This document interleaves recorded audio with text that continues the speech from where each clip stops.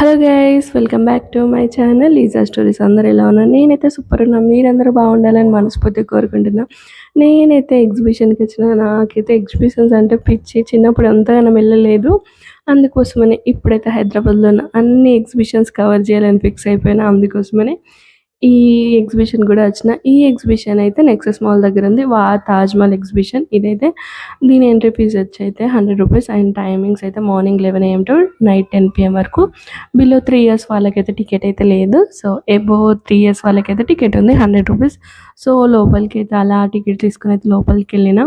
First లోపల enter అయ్యంగానే right side and left side కొన్ని పోస్టర్స్ ఉంటాయి. తాజ్మహల్ ఎందుకు కట్టిరు, ఎవరి కోసం కట్టిరు అనేది కొన్ని డీటెయిల్స్ అట్లుంటాయి. దాని తర్వాతనైతే ఇంకా తాజ్మహల్ ముందు సెటప్ ముందు ఫొటోస్ తీసుకోవచ్చు. చాలా వరకు అయితే ఇక్కడనే అందరూ ఫొటోస్ తీసుకున్నారు.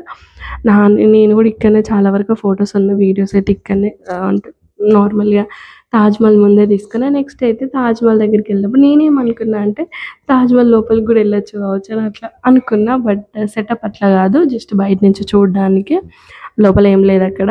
ఇంకా నెక్స్ట్ అయితే తాజ్మహల్ నుండి అయితే బయట కిందికెళ్ళాలి. కిందికెళ్ళిన తర్వాత అక్కడైతే రోబోటిక్ బర్డ్స్ ఉంటాయి. ఇంకా షాపింగ్ అండ్ ఫుడ్ ఇంకా అవన్నీ ఉంటాయి. సో ఇప్పుడు మనం రియల్ తాజ్మహల్ దగ్గరికి వెళ్ళాలంటే మళ్ళీ ఈవినింగ్ 6:30 లోపల మనం ఇంట్లో ఉండలేము కాబట్టి ఇలా సెటప్ ఉన్న తాజ్మహల్ అయితే చూసి హ్యాపీగా ఎంజాయ్ చేయడమే. నాలాగా ఇలానే చాలామంది ఉండే ఉంటారు. సో ఇప్పుడైతే నేను రోబోటిక్ బర్డ్స్ దగ్గరికి వచ్చిన. ఇది నేను ఒక 6 మంత్స్ బ్యాక్ కూడా చూసిన.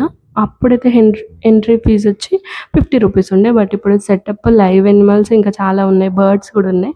అందుకోసమనే టికెట్ అయితే ₹100. అంటే నాకైతే వర్త్ ఇట్ అనిపించింది. ₹100కి తాజ్మహల్ సెటప్, ఇంకా లైవ్ బర్డ్స్ ఉన్నాయి, ఇంకా రోబోటిక్ బర్డ్స్ ఉన్నాయి. ఇంకా సో వర్త్ ఇట్ అనిపించి నాకైతే హైలైట్ అనిపించింది ఇక్కడ పికాక్. అది నాకు చాలా నచ్చింది.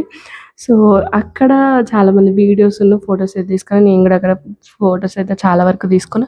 నెక్స్ట్ అయితే షాపింగ్ అయితే ఏది అడిగినా ఎక్కువ కాస్ట్ చెప్తుండు, అసలు ఏది తగ్గిస్తలేదు. సో నేనైతే షాపింగ్ అయితే చేయలేదు.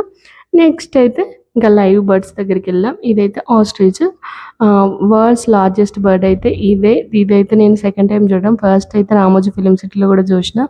ఇంకా అలా ముందుకెళ్తే కొన్ని బర్డ్స్, కొన్ని ఇంకా కొన్ని ఎనిమల్స్ అయితే చూసిన. నాకైతే ఇక్కడ కొంచెం స్మెల్ ఎక్కువ అనిపించింది. క్లీన్ చేయడం లేదో ఏమో తెలియదు కానీ కొంచెం స్మెల్ ఎక్కువ అనిపించింది.